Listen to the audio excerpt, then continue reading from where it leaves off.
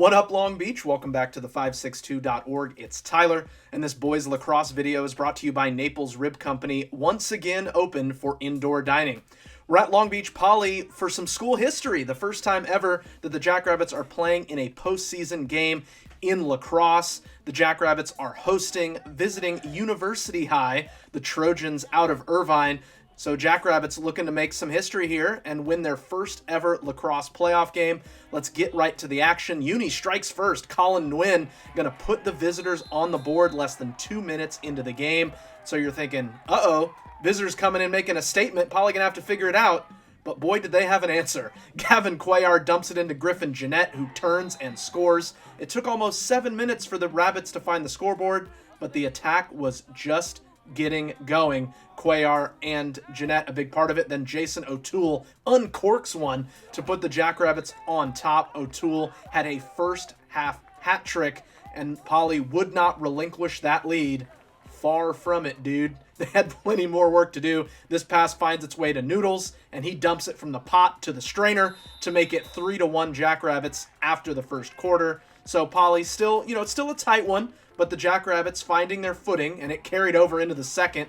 Poly was off and running with Jashawn Walker. He's going to lead this counterattack, weaving through the defense, feeding Jeanette, who is wide open in front of the crease. Took a little extra afterwards, but he will take the goal as Poly continues to grow its lead. Then on the long outlet pass from Kyle Johnson in goal, Jeanette executes on the fast break. 4 goals for Jeanette in that first half as Poly is cruising. Speaking of Johnson, he was giving University fits. He had 8 saves in the first half, 17 for the game, and the Trojans were held scoreless for 33 minutes after scoring the opening goal. Poly ends that half on an 8-0 run, and they're up 8-1 at the break, and they didn't let up. Cuellar gonna pick up the trash here, and he would nearly score. I mean, you make the call as it bounces into the upper V.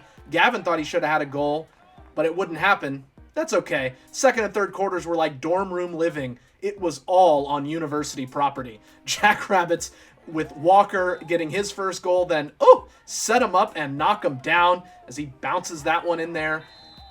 He was just really in his bag in the second half, had a second half hat trick, all in the third quarter for the Jackrabbits. Walker, another one of those dangerous weapons for Poly. And look at this beautiful passing. O'Toole to Cuellar, scores his second goal of the day. Poly scored 14 unanswered goals to lead 14-1.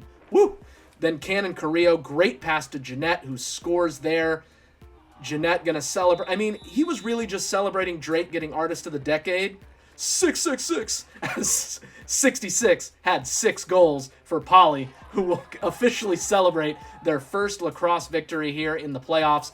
15-4 is the final score as Poly starts a little slow, but asserted their dominance. The Rabbits are rolling right now and will visit Temecula Valley on Friday in the Division III quarterfinals.